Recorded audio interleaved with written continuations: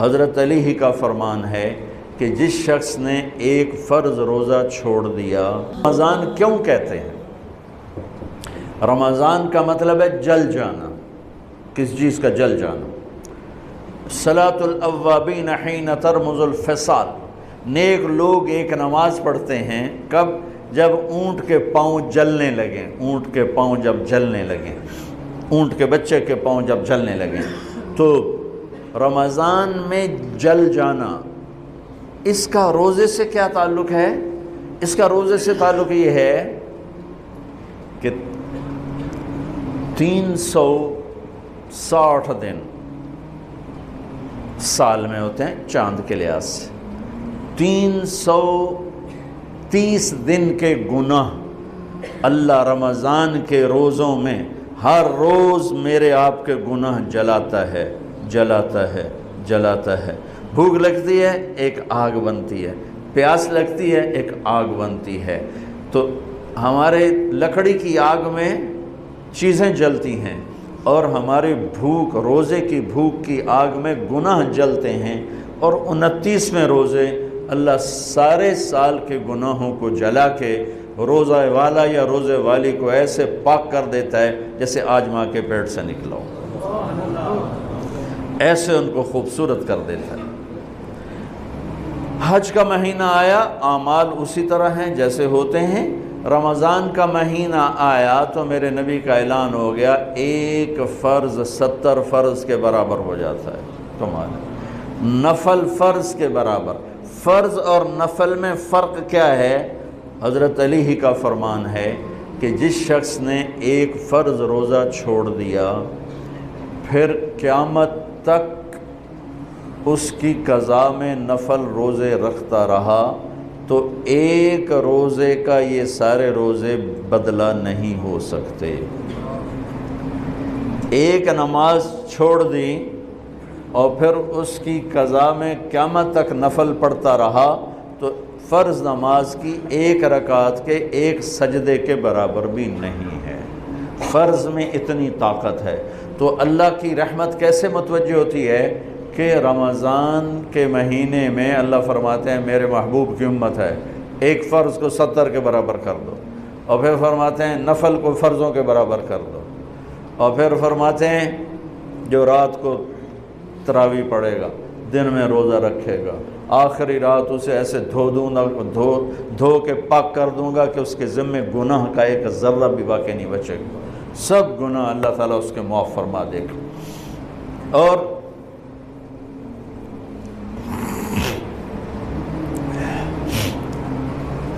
میرے نبی نے فرمایا من صام رمضان ایمانا و احتسابا. دوسری بھی من قام رمضان ایمانا و احتسابا. جس نے روزہ رکھا اللہ کی رضا کے لیے، جس نے تراویح پڑھی اللہ کی رضا کے لیے، اس کے پچھلی زندگی کے سارے گناہ اللہ معاف فرما دیتا ہے. رات کا قیام کسی امت کو نہیں ملا. دیکھو روزہ سخت تھا تو ان کا قیام اللیل نہیں تھا چونکہ وہ اپنی کتاب پڑھ سکتے ہی نہیں تھے. رمضان میں اللہ نے آسمانی کتابیں اتاری. یکم رمضان کو ابراہیم علیہ السلام پر، 2 رمضان کو تورات موسیٰ علیہ السلام پر، 8 یا 6 رمضان کو عیسیٰ علیہ السلام پر، موسیٰ علیہ السلام پر، ان پر داؤد علیہ السلام پر زبور کو اتارا. اور 12 یا 18 رمضان کو عیسیٰ علیہ السلام پر انجیل کو اتارا. اور 21 رمضان کو اللہ تعالیٰ نے پیر کی رات لیلۃ القدر میں غار حرا کے اندر اللہ تعالیٰ نے اپنے محبوب پر کتاب کو اتارا. وہ کتابیں فل آ گئیں، لکھی لکھائیں.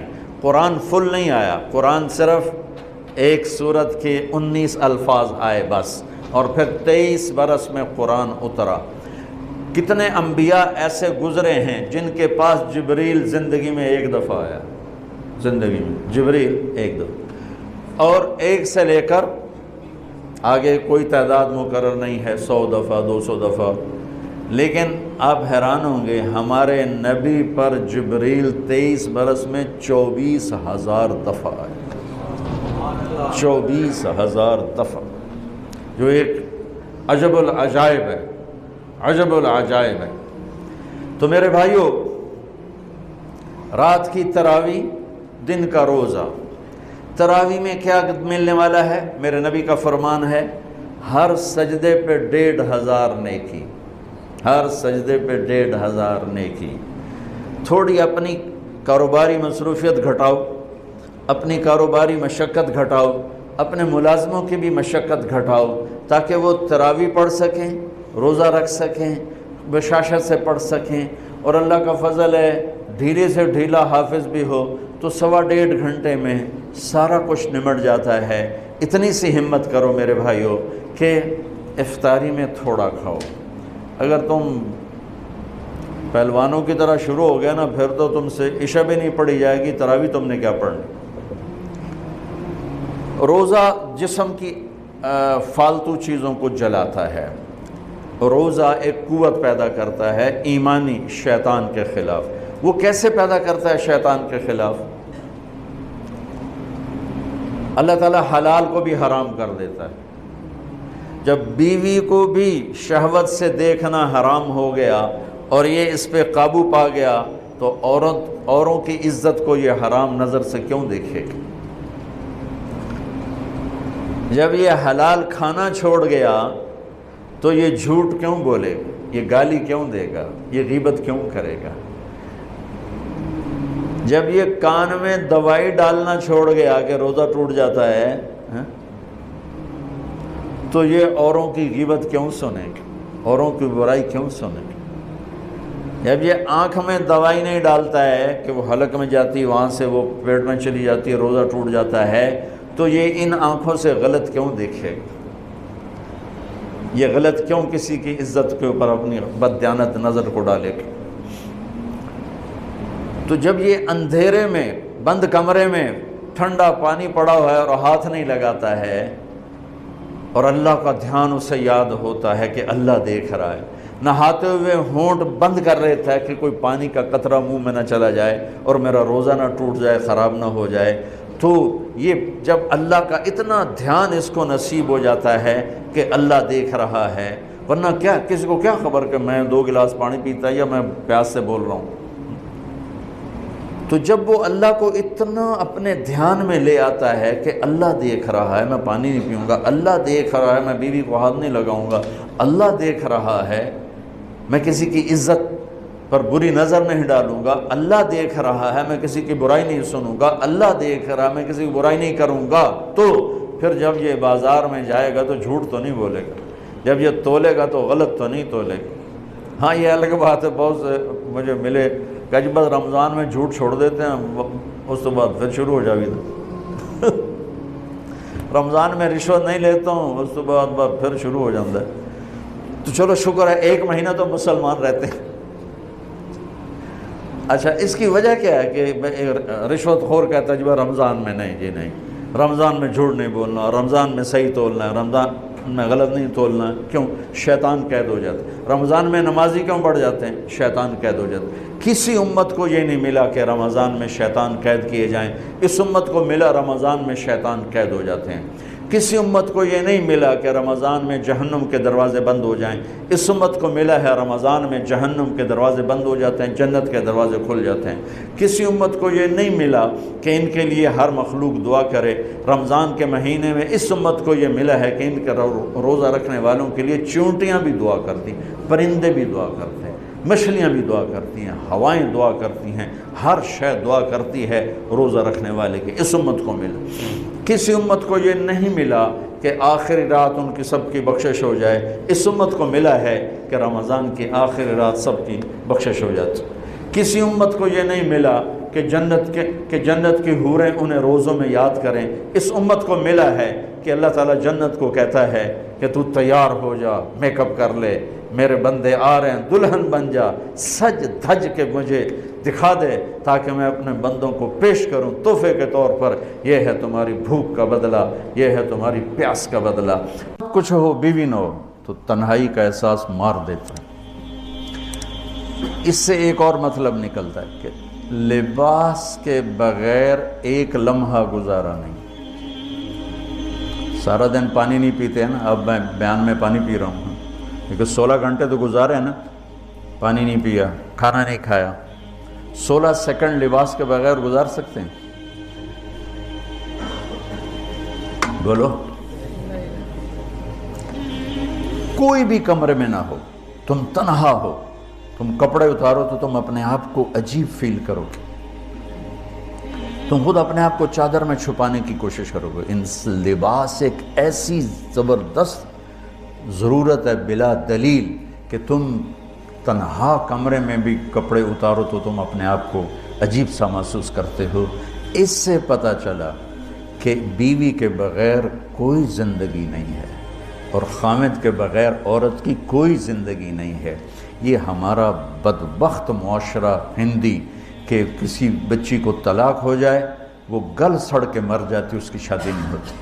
کوئی جوان بچی بیوہ ہو جائے وہ سسک کے مر جاتی، اس کی شادی نہیں ہوتی۔ کوئی 40-50 سال کا ہو جائے مرد، اس کی بیوی مر جائے، کوئی اس کو لڑکی دینے کے لیے تیار کوئی نہیں۔ اور لباس کا لفظ بتاتا ہے کہ شادی کے بغیر انسان ننگا ہے، اور ننگے انسان کا کوئی کہیں بھی گزارا نہیں ہے۔ لفظ لباس بتاتا ہے کہ ہم اس چیز کو رواج دیں کہ شادیاں ہوں، بیوہ کی شادی ہو، مطلقہ کی شادی ہو، کوئی کس کی بیوی مر جاتی ہے۔ حضرت ابن مسعود کا فرمان ہے اگر میری موت میں 10 دن باقی ہوں تو بھی میں شادی کر لوں گا اگر میری بیوی مر جائے تو۔ ابو ہریرہ کہتے ہیں اگر میری زندگی میں 7 دن باقی ہوں اور میری بیوی مر جائے تو میں 1 ہفتہ بھی شادی کے بغیر نہیں رہوں گا، میں شادی کر لوں گا۔ تو ہم ایک ہندی معاشرے سے متاثر ہیں جہاں بیوہ کی کوئی سنوائی نہیں، مطلقہ کی کوئی سنوائی نہیں، اور کوئی جوان بھی 2-4 بچے ہیں اور بیوی مر جائے تو اس کی کوئی شادی نہیں ہے، وہ سسک کے وہ بلک کے زندگی گزارتے ہیں۔ ہم لوگ اس کو رواج دیں۔ لباس، لفظ لباس بتا رہا ہے کہ جیسے لباس کے بغیر ایک لمحہ آدمی چین سے نہیں بیٹھ سکتا، ایسے ہی اس رشتے کے بغیر زندگی میں کوئی خوبصورتی نہیں، کوئی حسن نہیں۔ میں نے جیسے کہا لباس سب سے قریب ہے، تو اس کے بعد بیوی کا حق سب سے پہلے آ جاتا ہے۔ ماں باپ کی طرف سے زیادتی آئے تو تمہارے ذمے ہے اپنی بیوی کو بچاؤ، اللہ کے واسطے اپنی بیویوں کی حفاظت کرو۔ ہاں تمہاری بیوی کی طرف سے زیادتی آئے تو اللہ کے واسطے ماں باپ کی حفاظت کرو۔ تو اس کا مطلب یہ نہیں کہ تم ڈنڈا اٹھا لو، اپنے اخلاق ایسے بناؤ، سپرنگ بن جاؤ، سپرنگ جو فریشر سے کو قبول کر کے دب کر کے نیچے چلا جاتا ہے۔ نیچے جانے میں جڑ جانے کا نظام چھپا ہوا ہے کہ جھک جاؤ، ماں باپ ناراض ہو ان کے پاؤں پکڑ لو، بیوی ناراض ہو اس کے پاؤں پکڑ لو۔ ذلت میں عزت چھپی ہوئی ہے، ساری زندگی کا تجربہ بتا رہا ہوں۔ ذلت، اللہ کی رضا کے لیے ذلت اٹھانے میں عزت چھپی ہوئی ہے۔ ہن لباس لکم، کتنا ہی مجھے غصہ چڑھا ہو میں اپنے کپڑے پھاڑوں گا، مجھے غصہ آ گیا میں نے اپنے کرتے پھاڑنے میں، کسی یہ پاگل تو کرے گا، سمجھدار دوئے دا کرتا پاڑے گا، اپنا نہیں پاڑے گا۔ اب مجھے بیوی پہ غصہ چڑھ گیا تو میرا لباس ہے، اس کو تار تار کر دوں، گالیاں دوں، تھپڑ ماروں، تو ایسے جیسے میں اپنے کرتے کو پھاڑ رہا اور اپنے کرتے کو تار تار کر رہا۔ بیوی کو غصہ چڑھے تو وہ اپنے کپڑے پھاڑتی ہے۔ کپڑوں کے لیے کتنے حفاظتی نظام ہیں، الماریاں بنی ہوئی ہیں اور ہینگر بنے ہوئے ہیں، کریز خراب نہ ہو۔ میں جب پڑھتا تھا نا لاہور، تو اسکول میں یا کالج کا میں سب سے خوش لباس لڑکا کہلاتا تھا، کہ میں اپنی اسکول سے آ کر نا، اب ہاسٹل میں کوئی استریاں تو ہیں نہیں، نہ کوئی نوکر، تو اپنی پتلون کو ایسے ہاتھوں سے استری کرنا اور کر کے پھر تہ لگانا، پھر سرانے کے نیچے رکھنا، پھر اس کے اوپر سونا تاکہ خود بخود استری ہو جائے اور کریز ٹھیک ہو جائے، اور رات کو بالوں کے اوپر رومال باندھنا تاکہ بالوں کی سیٹنگ خراب نہ ہو جائے۔ کیونکہ میں نے بال بنوائے تھے وحید مراد کٹ بال، 2 فلم سٹاروں کا ہیئر کٹ چلا، ایک دلیپ کمار کا، ایک وحید مراد کا۔ تو عام جو تھے نا بال کاٹنے والے، وہ 8 آنے لے کے بال کاٹ دیتے تھے۔ وحید مراد کٹ کے لیے 5 روپے لگتے تھے۔ 5 روپے اس زمانے میں بہت بڑی دولت تھی، جب ڈالر 1 روپے کا تھا۔ 5 ڈالر کتنے ہو گئے ہیں جی؟ 500 سے اوپر ہے۔ تو یوں سمجھو کہ وہ 5 روپے دے کر وحید مراد کٹ بنتا تھا۔ تو پھر میں وہ اوپر رومال باندھتا تھا کہ سوتے ہوئے میرے بالوں کا ہیئر سٹائل خراب نہ ہو جائے۔ ایک چھوٹا سا بچہ ہے لیکن اپنے لباس کو کیسے حفاظت کر رہا ہے، کریز ٹھیک کر رہا ہے، سرانے کے نیچے رکھ رہا ہے اور اس کو صاف ستھرا رکھ رہا ہے۔ ہم کھاتے ہوئے کیا کرتے ہیں، آگے اگر کپڑے نئے پہنے ہوں تو آستینیں چڑھا لیتے ہیں کہ کہیں کوئی شوربہ کچھ سالن ادھر نہ لگ جائے، ادھر نہ لگ جائے۔ میں جب بھی بیٹھتا ہوں تو میری بیوی کہتی ہے آستینیں چڑھاؤ، آستینیں چڑھاؤ، لگ نہ جائے۔ اور آگے ہم کیا کرتے ہیں، تولیہ رکھتے ہیں، نیپکن رکھتے ہیں، رومال رکھتے ہیں۔ بڑے بڑے ہوٹلوں میں جاؤ تو پہلے وہ ساتھ رکھا ہوتا ہے کہ کوئی کھانے کا ذرہ گرے، سالن کا کوئی قطرہ گرے تو آپ کے کپڑے خراب نہ ہوں۔ ہم کیچڑ میں جا رہے ہوں تو ہم اپنے پاؤں گندے کر لیتے ہیں، کپڑے گندے نہیں ہونے دیتے۔ اپنے شلوار اوپر کر لیتے ہیں، پتلون اوپر کر لیتے ہیں، پاجامہ اوپر کر لیتے ہیں۔ تو جب کہیں سے کوئی آنے لگے ایسی ناگواریاں تو اپنے اوپر لے لو، بیوی پہ نہ آنے دو۔ ہم کپڑا بچاتے ہیں یا پاؤں بچاتے ہیں؟ کپڑا بچاتے ہیں، شلوار اوپر ٹانگ لیتے ہیں، کرتے کو یوں سمیٹ لیتے ہیں۔ تو جتنا کیچڑ ہے حالات کا، واقعات کا، اخلاق کا، وہ کیچڑ اپنے اوپر لے لو، بیوی کو بچا لو۔ اور بیوی کیا کرے، وہ جتنا کیچڑ ہے حالات کا، واقعات کا، ناگواریوں کا، اپنے اوپر لے لے، خامد کو بچا لے۔ لباس کا اور کیا کام ہے، یواری سواتکم، یہ تمہارے عیب چھپاتا ہے۔ تو میرا کام کیا ہے، میں بیوی کی کمیاں چھپاؤں، ڈھنڈورا نہ پیٹوں۔ بیوی کا کام کیا ہے، خامد کی کمیاں چھپائے، ڈھنڈورا نہ پیٹے۔ دوسرا کام کیا ہے لباس کا، وریشہ، لباس مجھے خوبصورت بناتا ہے۔ یہ ایک واحد رشتہ ہے جو زندگی کو خوبصورت بناتا ہے۔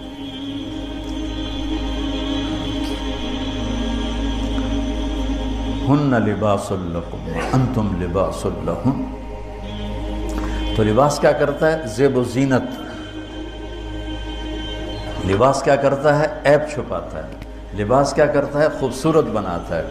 تو اس رشتے کو خوبصورت بنانا ہے، بیوی خامند کے لیے، خامند بیوی کے لیے۔ کس طرح یہ رشتہ خوبصورت بنے گا، اچھے اخلاق کے ساتھ، اچھے اخلاق کے ساتھ۔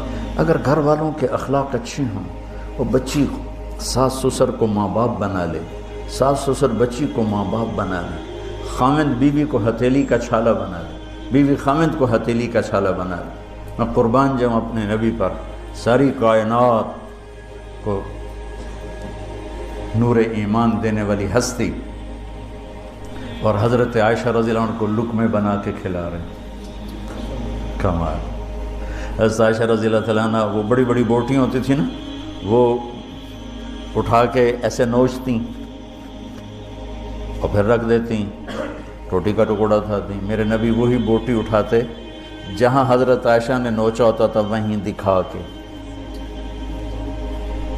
کے کرتے تھے، ان کی محبت کو لینے کے لیے اور ہمیں سکھانے کے لیے۔ حضرت عائشہ گلاس اٹھاتی، وہ بڑے بڑے ہوتے تھے، اب تو یہ چھوٹے چھوٹے گلاس ہیں۔ بخل کا زمانہ آ گیا، پانی بھی تھوڑا دیں دیں۔ ہمارے دیہات کا کلچر تھا، اب تو مٹ گیا ہے، مہمان ہی کوئی نہیں ہوتے۔ جب کچی سڑکیں ہوتی تھیں اور ذرائع نہیں تھے تو بہت سے مسافر ہمارے ڈیروں میں آ کے رات گزارتے تھے۔ ہماری پہچان والے نہیں، اجنبی راہگیر، اور کوئی پہچان والے بھی، لیکن جو بھی تھے، کوئی اپنے ہیں، پہچان والے ہیں، دوست ہیں، مسافر راہگیر ہیں، ان کو رات کو کھانے کے بعد دودھ پلانا، یہ ہماری تہذیب تھی کہ جتنے بھی ہیں دیرے میں، 15 ہیں، 20 ہیں، 1 ہے، جاؤ بھائی روٹی کھا لی، ہم دودھ پلاؤ سارے ہیں۔ وہ جانور بہت زیادہ ہوتے تھے، کھیتی باڑی کم ہوتی تھی، دودھ وافر ہوتا تھا۔ وہ گلاس اتنے بڑے بڑے ہوتے تھے، 3-3 پاؤ کا گلاس ہوتا تھا۔ تو ایک ہمارے دادے کے زمانے کا نا چاچا لال سنپال وہ آ گیا اندھیرے میں، نوکر گیا دودھ پلانے تو گلاس کو دیکھ کے نوکر سے کہندا پتر میں نہیں پیندا۔ اسا کہا چاچا کیوں نہیں پینا؟ اسا کہا دو تو ود پیواں تو بے غیرت بنا تے دو تے میرا گزارا نہیں جاتا میں نہیں پینا۔ تو حضرت عائشہ رضی اللہ تعالیٰ عنہ گلاس اٹھاتی اور یہ پیا،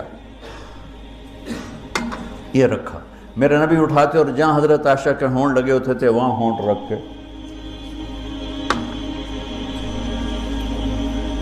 یہ زندگی سکھائی ہے۔ یا عائشو، کیا محبت سے بولا عائشہ نے، یا عائشو، یہ عاشقانہ انداز ہے، محبوبانہ انداز ہے۔ یا حمیراء، عائشہ آؤ دوڑ لگائیں۔ عائشہ مجھے پتہ چل جاتا جب تو میرے اوپر ناراض ہوتی ہے۔ حضرت عائشہ نے کہا وہ کیسے؟ کہ جب تو میرے اوپر ناراض ہوتی ہے نا تو یہ نہیں کہتی مجھے رب محمد کی قسم، تو کہتی مجھے رب ابراہیم کی قسم۔ جب تو میرے اوپر راضی ہوتی ہے تو کہتی ہے مجھے رب محمد کی قسم، اور جب تو میرے اوپر ناراض ہوتی ہے تو کہتی مجھے رب ابراہیم کی قسم۔ کہ یا رسول اللہ صلی اللہ علیہ وسلم نام ہی آپ کا نہیں لیتی، میرا تو دل آپ پہ، کیا میری جان قربان ہے آپ پر۔ عرب کے ماحول میں اظہار عشق عیب تھا بیوی سے، ہاں معشوق سے اظہار عشق ساری شاعری بھری پڑی، تم نے شعراء جاہلیت پڑھو یا بعد کو پڑھو، بھری پڑی۔ وَهَلْ تَبْكِينَ لَيْلَا إِذَا مِتُّ قَبْلَهَا وَقَامَ عَلَى قَبْرِ النِّسَاءُ النَّوَائِحُ لَيْلًا كَمَا لَوْ أَصَابَ الْمَوْتُ لَيْلًا بَكَيْتُهَا وَجَادَ لَهَا دَمْعًا مِنَ الْعَيْنِ الصَّافِحُ وَأَغْبِطُ مِنْ لَيْلًا بِمَا لَا أَنَالُهُ بَلَا كُلُّ مَا قَرَّتْ بِهِ الْعَيْنُ طَائِعُ وَلَوْ أَنَّ لَيْلًا، دیکھو لیلہ لیلہ لیلہ، چار شعر ہیں لیلہ، ہر شعر میں لیلہ۔ وَلَوْ أَنَّ لَيْلَ الْأُخَيْلِيَّةَ سَلَّمَتْ عَلَيَّ بَدُونِي جَنْدَلٌ وَالصَّفَائِحُ لَسَلَّمْتُ تَسْلِيمَ الْبَشَاشَةِ أَوْ زَقَى إِلَيْهَا صَدًا مِنْ جَانِبِ الْقَبْرِ سَائِحُ۔ وہ بڑے زور شور سے لیلہ لیلہ لیلہ اپنے اشعار میں کہہ رہا ہے، لیکن بیوی سے اظہار عشق عیب، موت، اس ماحول میں جس میں بیوی سے اظہار عشق ایک عیب تھا اور معشوق سے اظہار عشق شاعری بھری پڑی ہے۔ ترکت ہوا لیلا وسعد بمعزل، کیا کیا خوبصورت شاعری ہے۔ بے بالشموس الجانحات غواربا، اللہ بساط من الحریر جلاببا حاولنا تفدیتی وخفنا مراقبا فوضعنا ایدیہن فوق ترائب۔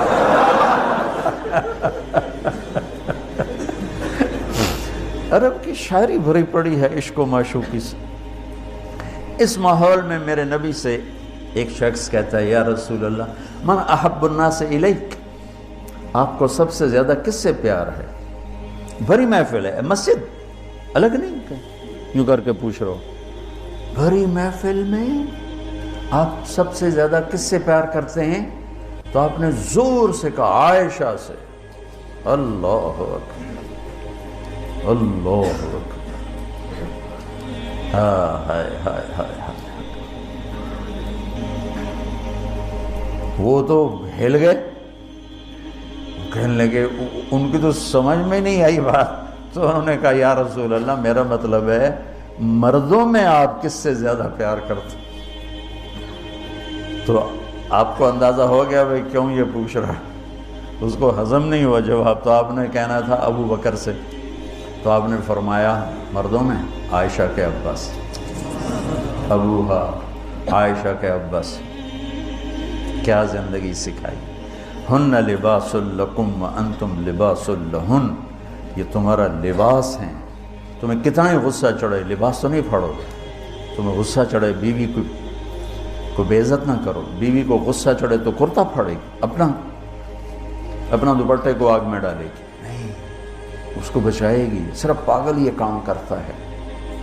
اسی ایک لفظ لباس کے اندر زندگی گزارنے کا پورا طریقہ موجود ہے۔ اور اسی کے اندر بیواؤں کی، مطلقہ کی، رنڈوے کی شادی کا اشارہ خوبصورت موجود ہے کہ لباس کے بغیر تو ایک لمحہ انسان نہیں گزار سکتا. اس کو رواج دینا یہ ہمارے ذمے ہے، اور اپنے نبی کی معاشرت کو بتانا یہ ہمارے ذمے ہے. تو ان مسائل میں پڑ گئے جن کا نہ جنت سے تعلق ہے نہ جہنم سے تعلق ہے. الٹا وہ مسائل جس میں زیادہ اختلاف ہے اس میں زیادہ بولنا، زیادہ تقریریں کرنا، اس چیز نے ہمیں اپنی منزل سے بہت دور کر دیا. ہم کھو گئے ہیں، کہیں اور چلے گئے ہیں. تو اس عرب کے ماحول میں میرے نبی نے لباس بنا کے دکھایا. اور صفیہ رضی اللہ تعالیٰ عنہ چھوٹے قد کی تھی، اونٹ پہ سواری کے لیے وہ خود نہیں کر سکتی تھی، آپ نے اپنا گھٹنا آگے کر دیا. حضرت صفیہ نے آپ کے گھٹنے پر پاؤں رکھا اور اس کو زینہ بنا کے آپ نے ان کو اوپر چڑھایا، زینہ بنا کے.